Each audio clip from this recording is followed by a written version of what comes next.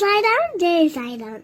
என் அன்பு குழந்தையே, நான் உன்னை ஒவ்வொரு வினாடியும் கவனித்து வருகிறேன். நீ தவறு செய்யும் போது உன் மனதில் எச்சரிக்கிறேன். ஆனால் நீ அதை பொருட்படுத்தாமல் பலமுறை அதே தவறை செய்கிறாய். அது தப்பாக மாறும் பொழுது கர்மத்தை ஏற்கிறாய். தவறு செய்தால் திருத்திக் கொள்ளலாம். தப்பு செய்யும் போது தண்டனைக்கு ஆளாகிறாய்.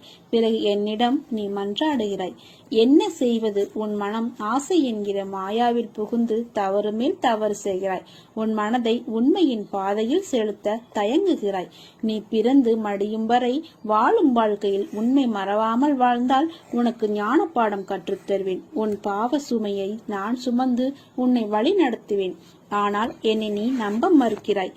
என்னிடம் இருக்கும் சக்தியை அறியாமல் தவிக்கிறாய். உன் பாவங்களை குறைத்து உன்னை நல்வழியில் நடத்தி செல்ல என்னை போல் ஒருவர் கிடைப்பது சுலபம் அல்ல. உன்னுடன் தான் இனி இருக்கப் போகிறேன். உன் அன்புக்கும் பக்திக்கும் ஈடு இணையாக நானே உன் அருகிலிருந்து உன்னை பார்த்து கொள்ளப் போகிறேன். என்னை ஆனந்தத்தில் மூழ்க செய்த என் குழந்தையின் வாழ்க்கையில் இனி இருள் சூழாமல் பாதுகாப்பேன். இன்று உன்னுடன் நான் இருக்கும் பொழுது நாளை பற்றிய சிந்தனை எதற்கு? உனக்கு நடப்பதை அனைத்தையும் நான் பார்த்துக் கொள்கிறேன். எல்லாம் நன்றாகவே நடக்கும். வாழ்க்கை என்பது நாணயம் போல. இன்பம் ஒரு பக்கத்திலும் துன்பம் ஒரு பக்கத்திலும் இருக்கும். ஒரு நேரத்தில் ஒரு பக்கம்தான் கண்ணுக்கு தெரியும். மறந்து விடாதீர்கள். மறுபக்கமும் அதன் வாய்ப்பிற்காக காத்திருக்கும். நான் உனக்கு கொடுக்க இருப்பது நீ எதிர்பார்த்ததை விட ஒரு படி மேலாகவே இருக்கும். உனக்கு பெரிய கவலைகள் வேண்டாம். என்னிடம் நீ வைத்த பிரார்த்தனைக்கு நானே பொறுப்பு. என்னில் உன் பாரத்தை சுமத்திவிட்டு மனதை அமைதியாக வைத்துக்கொள்.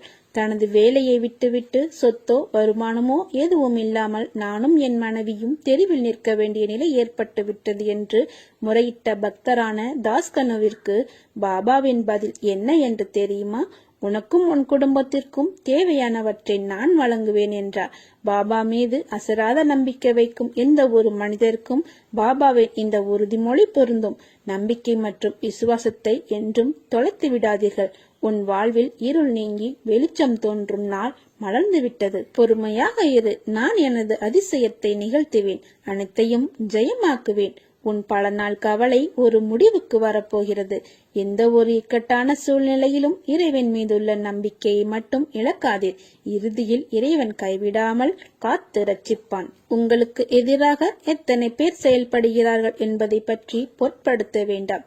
மனதை குழப்பும் பிரச்சனை விரைவில் சரியாகிவிடும் என்று மனதில் சொல்லிவிட்டு வேலையை பாருங்கள். விரைவில் அதிசயம் நடக்கும். ஏற்பட போகும் அதிசயங்களுக்கு நன்றி என்று ஆழமாக சொல்லிக் கொண்டே இருந்தால் போதும். அது எப்படி சரியாகும்? சரியாகும் வழிகளை பற்றியெல்லாம் நீங்கள் ஆராய வேண்டாம். நமக்கு ஒரு சில வழிகள் தான் தெரியும். ஆனால் பிரபஞ்சத்திற்கோ 1000 வழிகள் இருக்கும். அது எப்படியும் சரி செய்துவிடும். உங்களை சுற்றி எதிராக நடப்பதை பற்றி கவலைப்பட வேண்டாம். பயம், குழப்பங்கள் வரும்போது பதட்டமில்லாமல் ஆழ்ந்த அமைதியாக இருக்க கற்றுக்கொள்ளுங்கள். நான் மிகுந்த நம்பிக்கையாக இருக்கிறேன். விரைவில் அதிசயம் நடக்கும். ஏற்பட போகும் அதிசயங்களுக்கு சாயப்பாவிற்கு நன்றி. இதை மட்டும் சொல்லுங்கள். உங்கள் வார்த்தைகள், நம்பிக்கையான உணர்வுகள், சந்தோஷமான எண்ணங்கள் போதும். எல்லாவற்றையும் சரி செய்துவிடும். உங்கள் நேர்மறையான சக்தி இந்த பிரபஞ்சத்தை காட்டிலும் சக்தி வாய்ந்தது என்பதை மட்டும் நீங்கள் உணருங்கள். உன் முன்னேற்றத்திற்கு யார் வடிவில் எந்த விதத்தில் வந்து உதவலாம் என்று சிந்தித்துக் கொண்டிருக்கிறேன். கவலைப்படாதே. ஏதாவது ஒரு ரூபத்தில் யார் வடிவிலாவது வந்து உன்னை முன்னேற்றி உனக்கு நிம்மதியான வாழ்வை தருவேன். என் மேல் நம்பிக்கை வை. நான் இருக்கிறேன் உன்னோடு, உன் குடும்பத்தோடும். இறைவனின் திருவிளையாடல் இது. உனது வாழ்வில் நடப்பதற்காகவும் நீ துன்பத்தை ஏற்க வேண்டிய நிலை உள்ளது என்பதை மறக்காதே. அப்படியானால் என் கஷ்டம் தொடர்கதையாக இருக்கப் போகிறதா என்று கேட்க தோன்றுகிறதா உனக்கு? நிச்சயமாக இல்லை. எப்போது நீ என்னை உறுதியாக பற்றி கொள்ள ஆரம்பித்தாயோ அப்போதே நீ விடுதலையின் படியில் காலை வைத்து விட்டாய் என்பதை உறுதியாக நம்பு. அப்படியானால் உனக்கு விடுதலை உறுதி அல்லவா? இந்த சாயி உம்முடைய வியாதியையும் வலியையும் பிரச்சனை போன்ற எதையும் நிர்மூலமாக்கி விடுவார். அனைவர் மீதும் கருணை கொண்ட இந்த பக்கீர் அன்புடன் உன்னையும் பாதுகாப்பார். இப்போது நீ பிரச்சனைகள், தடங்கல்கள் என்னும் கடலில் மூழ்கி போயிருக்கலாம். அமைதியாக இரு. நம்பிக்கையோடு இரு. என் நாமத்தை மட்டும் இடைவிடாது சிந்தித்துக் கொண்டே சொல்லிக் கொண்டேரு. என் மீது விசுவாசம் கொண்ட உனது துக்க நாட்களை முடித்து வைக்க எனக்கு வெகு நேரம் ஆகாது. எனது நாமம் உனது உள்ளத்திலும் எனது யோக சக்தியான உதி உன் நெற்றியிலும் இருக்கும்போது எதற்காகவும் கலங்கக்கூடாது. அப்பா, நான் இருக்கிறேன். ஏதாவது ஒரு ரூபத்தில் வந்து நான் உனக்கு துணை இருப்பேன். ஒரு அடியவரை பாபா ஏற்றுக்கொண்டால் அவரை அவர் தொடர்கிறார். இரவும் பகலும் வீட்டிலும் வெளியிலும் அவருடனேயே இருக்கிறார். அவர் விரும்பியவாறு எங்கு வேண்டுமானாலும் செல்லட்டும். அறிவு கெட்டாத வகையில் ஏதாவது ஒரு ரூபத்தில் அவருக்கு முன்பாகவே சென்று பாபா அங்கு இருக்கிறார். பாபா நம்மோடு எப்போதும் தீர்க்கமாக இணைந்திருக்கிறார். அவர் உன்னோடு இருக்கும்போது இனி வரும் நாட்களில் உன் எதிர்பார்ப்புகள் நிறைவேறும். உன் முயற்சிக்கான பலன் நிச்சயமாக கிடைக்கும். இந்த சாயின் ஆசியோடு அனைத்தும் நிறைவேறும். இப்போது மனதை அமைதியாக வைத்துக்கொள். சாய் அப்பாவே, சமர்த்த சத்குரு, எங்களது பிரார்த்தனைகளை உங்கள் பாதத்தில் சமர்ப்பித்து விட்டோம். அப்பா, அவைகளை ஏற்று அனைத்து பிரார்த்தனைகளையும் விரைவில் நிறைவேற்றி தாருங்கள். சாய்பாபாவிடம் பிரார்த்தனை செய்வோம். வாழ்க்கையில் கஷ்டங்கள் வந்து உன்னை ஸ்தம்பித்து விட்டதாக உணர்கிறாய். ஆனால் அது உன்னையும் உன் வாழ்க்கையையும் நல்ல திசை போக காரணமாயிருந்தது என்பதை நீ மறந்துவிட்டாய். நீ போகும் பாதையில் முட்கள் உன்னை குத்தி வழி கண்டது என நினைப்பது சரிதான். ஆனால் அந்த முட்கள் உன் கால்களில் குத்தாவிட்டால் நீ மேலே நிமிர்ந்து கொண்டேதான் நடந்து இருப்பாய். கீழே குனிந்து பாதை எப்படி இருக்கிறது என்று பார்த்திருக்க மாட்டாய். முட்கள் குத்தினதால் தான் அந்த இடத்திலிருந்து உன்னையும் உன் பாதையையும் நீ கவனிக்க ஆரம்பித்தாய். முட்கள் சிறு வழி ஏற்படுத்தியிருக்கலாம். ஆனால் அது நீ பயணிக்கும் பாதை எப்படி இருக்கிறது, உன் கவனம் கீழேயும் உன் பயணத்தில் இருக்க வேண்டும் என்பதற்காகவே. கீழே படுகுழியும் இருக்கலாம் என்று அச்சிறு முட்கள் மூலம் உனக்கு நான் உன் சாய்தேவா காண்பித்தேன். நீயும் அதன் உட்கருத்தை புரிந்து கொண்டாய். நிச்சயம் நீ ஜெயிப்பாய். உன் வழி என்பது உன்னுடைய அகமும் புறமும் சுத்தப்படுத்ததான். அது ஒரு நாளும் உன்னை துன்பத்திற்காக ஏற்படுத்தினது அல்ல. அதனால் எல்லாம் சரியாகிவிடும். எதற்கும் அஞ்சாதே. உன்னோடும் உன் குடும்பத்தோடும் நான் இருக்கிறேன். நீ என் பரிபூரண அருள் பெற்ற என் அன்பு பிள்ளை. நீ யார் என்னை நினைக்கிறாரோ அவரை நான் நிரந்தரமாக ஞாபகத்தில் வைக்கிறேன். எனக்கு வண்டியோ குதிரையோ ஆகாய விமானமோ ரயில் வண்டியோ தேவையில்லை. என்னை யார் அன்புடன் கூவி அழைக்கிறாரோ அவருக்கு நான் தாமதமின்றி உடனே தோன்றுவேன். உனது பிரச்சனை என்னவாக இருந்தாலும் சரி, எவ்வளவு பெரிதாக இருந்தாலும் சரி, அவற்றை முற்றிலுமாக நான் தீர்த்து வைப்பேன். வழிகள் இருந்தால் அழுவது தவறில்லை. கண்ணீர் கூட ஒரு வகையில் பிரார்த்தனை தான் என்பதை நினைவில் கொள்ளுங்கள். உங்களால் பேச முடியாத தருணத்தில் அவைதான் என்னிடத்தில் பேசுகின்றன. நீ ஏன் ஒரு சிறு விஷயத்தை கூட பெரிய விஷயமாய் பார்க்கிறாய்? அனுசரித்து போக வேண்டும் என்று சொல்கிறேன். பொறுமையை கையாண்டு வாழ்பவர்கள் வாழ்க்கையை ஜெயிப்பதற்கு பிறந்தவர்கள். ஒருவர் உன்னை எந்த வகையில் அலட்சியப்படுத்தினாலும் அதை நீ உன் மனதிற்குள் எடுத்துக்கொள்ளாதே. புறக்கணிப்பு என்ற இடத்தில்தான் உனக்கான சரித்திரம் உருவாகிறது. அந்த இடத்தில்தான் நீ விருட்சமாக வளரப்போகிறாய். நான் மட்டுமே அனுசரித்து போக வேண்டுமா என்று நினைக்காதே. நீ இப்படி நினைத்தால், இப்படியே இருந்தால் இறுதியில் சண்டையிலும் வாக்குவாதங்களிலும் தான் அது முடியும். அமைதியாய் இருப்பது சிறந்தது. பல பிரச்சனைகளிலிருந்து உன்னை அது கவசமாய் காக்கும். அமைதியாக உன்னை நீயே தியானித்துக்கொள். ஒரு அமைதியான பூங்காவனம் உன் மனதில் பூக்கும். நிம்மதி தென்றலாய் வீசும். மகிழ்ச்சி மலர்களின் வாசமாய் உன் நறுமணம் தூவும். உன் கோபங்கள், ஆதங்கம், வருத்தங்கள், உன் எதிர்மறை எண்ணங்கள், கெட்ட எண்ணங்கள் எல்லாம் அந்த அமைதி நிலை முன் மண்டியிட்டு குலைந்து போகும். அதனால் இப்போது உன் சூழலில் உன்னை காக்கும் கவசம் அமைதிதான். அது நீ கடைப்பிடி. உன் வாழ்வு இனிமையாகவும் வாக்குவாதங்கள் இல்லாமலும் மிக சிறப்பாகவும் இருக்கும். வாக்குவாதங்கள் என்றைக்கும் எதற்கும் தீர்வு அல்ல. அதை நீ ஒருபோதும் செய்யாதே. ஒருவர் உன் முன் செய்கின்ற செயல் பிடிக்கவில்லை என்றால் தன்மையாக சொல்லிப்பார். கேட்கவில்லை என்றால் அவர்களை விட்டு விலகிவிடு. அவர்களிடம் வாக்குவாதங்கள் செய்தால் உன் நிம்மதிதான் பறிபோகும். அதற்கு என்றைக்குமே இடம் கொடுக்காதே.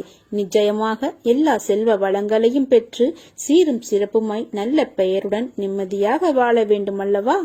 வாழ்வில் இன்பம் துன்பம் என இரண்டும் சரிவரதான் எல்லோருக்கும் இருக்கும். ஆனால் யாரும் இன்பத்தில் மனவலியை அனுபவிப்பதில்லை. அதனால் இன்பம் வரும்போது இது ஏன் எனக்கு என்ற கேள்வியை யாரும் கேட்டதில்லை. என் பிள்ளையான நீ இரண்டுமே சமமாக பார். எல்லாம் சரியாய் நடைபெறும், நல்லதே நடக்கும், பயம் கொள்ளாதே. நான் என்ற எண்ணம் அறவே இல்லாமல் ஆண்டவனின் பிரதிநிதியாகத்தாம் செயல்படுவதாக கருதி பாபா எல்லா செயல்களையும் புரிந்து வந்தார். ஆண்டவனுக்கு பல பிரதிநிதிகள், அவர்களுள் தாமும் ஒருவர் என ஒரு சமயம் அவர் கூறினார். ஆகவே அவருடைய செயல்களுக்கு கிடைக்கும் புகழும் பாராட்டும் இறைவனுக்கே உரியது என அவர் அவற்றை சிறிதும் பொருட்படுத்தவில்லை. பாபாவை பற்றி சுவாமிஜி எழுதுவதை பார்ப்போம். உதடுகளிலும் உள்ளத்திலும் சதா அல்லா மாலிக் என்ற சொற்கள் நிலைத்து நிற்க, உள்ளம் பகவானிடம் நிலையாக லயம் கொண்டிருக்க, ஆற்றும் செயல்கள் யாவும் இறைவனுடையது என கருதி ஜீவராசிகள் அனைத்திலுள்ளேயும் உறையும் ஈசனுக்கு தொண்டு புரிந்து வந்தவர் பாபா. அவர் விரும்பியது எல்லாம் சேவையே, அல்லாது முக்தியோ பிறப்பற்ற நிலையை அடைவதோ அல்லது பிரம்மனிடம் பூரணமாக ஐக்கியமாகி விடுவதோ அல்ல. அப்படி இருக்கும்போது பாபாவிற்கு பெயரும் புகழும் துச்சமே. சீரடிக்கு வந்த ஆரம்ப காலத்திலேயே ஜனங்கள் அவருக்கு அதிக அளவு மரியாதை காட்டத் தொடங்கிவிட்டனர். அவரை பூஜிக்க விரும்பிய போது தமது நிம்மதியான அமைதியான வாழ்க்கையை கருத்தில் கொண்டு அதை தவிர்த்து விட விரும்பினார். அவரிடம் மகிழ்ச்சி தானாகவே நிறைந்திருந்தது. நைவேத்தியங்களோ புகழ்ச்சியோ கற்பூர ஆரத்திகளோ கூட்டங்கள் சூழ்ந்திருப்பதோ தேவையில்லை என்று பாபா உணர்த்தினார். என்னை தெய்வமாக இன்றி உங்களில் ஒருவனாக என்னை நினைத்து நம்பிக்கையோடு வழிபட்டு வாருங்கள். எல்லாம் நான் பார்த்துக்கொள். கவலைப்படாதே, உன்னுடனே நான் இருக்கிறேன். எவ்வளவு கஷ்டங்களை இப்போது நீ அனுபவித்தாலும் அந்த அளவுக்கு எதிர்காலம் சந்தோஷமானதாக அமையும். என்னையே துணையாக கொண்டு என் மீது நம்பிக்கையாக இருப்பவர்களுக்கு நியாயத்தை செய்வேன். அவர்கள் இழந்து போன அனைத்தையும் பெறுவதற்கு உறுதியாக துணையாக நிற்பேன். மனதை அமைதிப்படுத்த கற்றுக்கொள். திடமான உள்ளமும் நம்பிக்கையுடனும் செயல்பட்டால் நிச்சயம் நீ உன் லட்சியத்தை அடைவாய். உனக்கு எல்லா சூழ்நிலைகளிலும் நான் துணை நிற்பேன். ஒன்றை நன்றாக புரிந்து கொள். அவர்கள் விமர்சனம் செய்யும் காரணம் என்னவென்று தெரியுமா? உன் தரத்துக்கு வர முடியாத போது, உன்னிடம் இருப்பது போன்று அவர்களிடம் இல்லாத போது, உன்னை துன்புறுத்தி அது முடியாத போது தான் அவர் இப்படி செய்கிறார்கள். இன்னும் உன் வாழ்க்கையில் பல அற்புதங்கள் நடக்கப் போவதையும் பார்க்கப் போகிறார்கள். என் வார்த்தை மீது நம்பிக்கை வை. நீ என் உயிரான குழந்தை. நீதான் எனக்கு உலகம். உன்னை முதுகில் குத்துபவர்கள் கண்டு வேதனை கொள்ளாதே. போர்க்களத்தில் புற முதுகை காட்டுபவர்கள் வீரமானவர்கள் அல்ல. அவர்களின் கோழைத்தனம்தான் அவர்களை வீழ்த்தும்.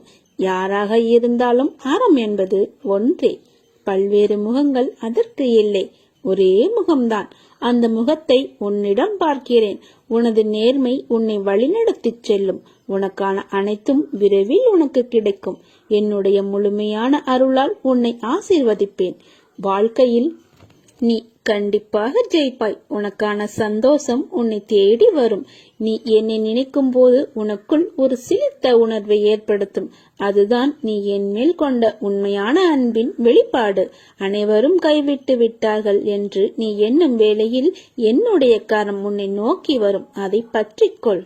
உன் வாழ்க்கையில் நல்லது நடக்கும் என திரும்ப திரும்ப நீ சொல்லும் போது நல்லதே நடக்கும். நீ முயற்சி செய்யும் காரியங்கள் அனைத்தும் வெற்றி பெறும். இந்த சாயின் ஆசி உனக்கு எப்போதும் உண்டு. கலியுகத்தின் கண்கண்ட தெய்வமாக எண்ணற்ற அருளாடல்களை பக்தர்களின் வாழ்க்கையில் நிகழ்த்தி வரும் சாயரடி சாய்பாபா தம்முடைய மகா சமாதிக்கு பிறகும் மிகுந்த ஆற்றலுடன் தம்முடைய அருள் திறத்தினால் பக்தர்களின் வாழ்க்கையில் ஏற்படும் கஷ்டங்களை போக்கி அவர்கள் வாழ்க்கையில் மகிழ்ச்சியும் நிம்மதியும் ஏற்படுத்துகிறார். குருவாரமான இன்று சத்குரு சாய்நாதரின் பூரண ஆசி பெற்று நீ மகிழ்ச்சியாகவும் சந்தோஷமாகவும் வாழ்வாய். உதவிக்கு யாரும் இல்லை என வருந்தாதே. உனக்கு துணையாக நான் இருக்கிறேன். தைரியமாக போராடு. உன் உற்றார் உறவினர் நண்பர்களே உனக்கு துரோகம் இழைக்கிறார்கள் என்று வருந்தாதே. அதை எப்படி எதிர்கொள்வது என்று நிதானமாக யோசித்து அறிந்து கொள். நட்பு பாசம் இல்லாமல் பணம் ஒன்றே குறிக்கோளாய் கொண்ட வியாபாரிகளான இவர்களுக்காக கவலைப்படாமல் உன் மனதை ரணப்படுத்திய நிகழ்வுகளை மறந்து உன் லட்சியத்தை அடைவதில் மட்டுமே நீ கவனம் செலுத்த வேண்டும். வாழ்க்கையில் சாதிக்க வேண்டும் என்றால் தேவையற்ற பேச்சுக்களை குறைத்து தீர்க்கமான செயல்களில் மட்டும் நீ ஈடுபடு. இதுதான் உன் லட்சியத்தை அடைய செய்யும் உத்திகள். வாழ்க்கையில் தோற்றுக்கொண்டே இருக்கிறோமே என்று சதா காவலமும் கவலை கொள்ளாதே. வெற்றி பெற வேண்டும் என்ற நம்பிக்கையும் உணர்வும் வாழ்வில் தோற்றதற்கான தவறை உணர்ந்து மறுபடியும் அத்தவறு நிகழாமல் செயல்பட்டால் நீ வாழ்க்கையில் வெற்றி பெறுவது உறுதி. நீ செய்யும் எந்த காரியத்திலும் மற்றவர்களுக்கு எந்த வகையிலும் துன்பம் ஏற்படாதவாறு யோசித்து செயல்படு. ஒருவருக்கு துன்பம் இழைப்பதற்கு முன் அத்துன்பம் வேறு ஒருவர் மூலம் உனக்கு வந்தால் எப்படி இருக்கும் என்று யோசி. எப்பொழுதும் நீ உன் தவறை ஒப்புக்கொள்ள முன்வருகிறாயோ அப்போது நீ மனசாட்சி கொண்டவனாகிறாய். என்றைக்குமே செய்த தவறை மீண்டும் மீண்டும் செய்யாமல் பார்த்துக்கொள். என் வார்த்தைகள் மீது நம்பிக்கை வைத்து செயல்படு. உன் அம்மாவாக அப்பாவாக நான் உன்னை கண்டிப்பேன். நல்லதே நடக்கும். அன்புடனும் பக்தியுடனும் யார் ஒருவர் எனக்கு ஓர் இலை, மலர், பழம் அல்லது நீரை சமர்ப்பிக்கிறாரோ அந்த தூய்மையான அன்பு காணிக்கையை ஆர்வத்துடனும் தாமதமின்றியும் என்னால் ஏற்றுக்கொள்ளப்படும். குழந்தைகளே, உனது பாரங்கள் முழுவதையும் எனது தாமரை பாதத்தில் சமர்ப்பித்து விடு. உனது பிரச்சனைகள் முடிவுக்கு வரப்போகிறது. உன்னை பாதுகாக்க அப்பா நான் இருக்கிறேன். கலங்காதே, நல்லதே நடக்கும். என் நாமத்தை மட்டும் தினமும் நீ உச்சரித்து வா. எது நடந்தாலும் அது உனக்கு சாதகமாக மாறும். இந்த சாயப்பா அதை மாற்றித் தருவேன். நீ இரவில் தூங்க போகும் முன் உன் நெற்றியில் என் உதியை இட்டுக்கொள். என் நாமத்தை சொல்லிக் கொண்டே தூங்கு. உனக்கு நல்ல கனவுகள் வரும். அதில் நானே தோன்றுவேன். அப்பா நான் இருக்கிறேன். ஓம் சாய்ராம்.